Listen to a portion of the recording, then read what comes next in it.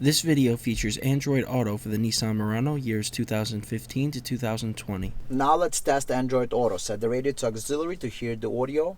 Press the power button. Select CarPlay Android Auto. Hit enter and you're going to enter Android Auto. So Android lives inside your Android phone only, nowhere else.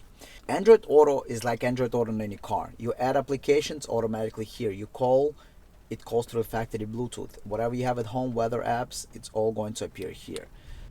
In addition to Android Auto, this interface also includes Apple CarPlay, HDMI smartphone mirroring, and a multiple camera interface. And what you want to do is you want to plug in your phone. Once you plug in the phone, the CarPlay is going to get recognized.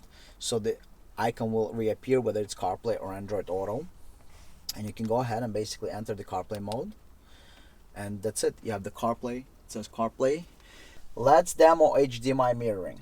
Once you press the power button, you select HDMI. So with your arrows on the remote, go into HDMI and the video will appear. Let's say you want to drive and watch the camera. So all you do, you press the power button on the remote. The interface will activate and you have cameras here. So depends on where you go, you can watch the camera while driving, except for the rear camera.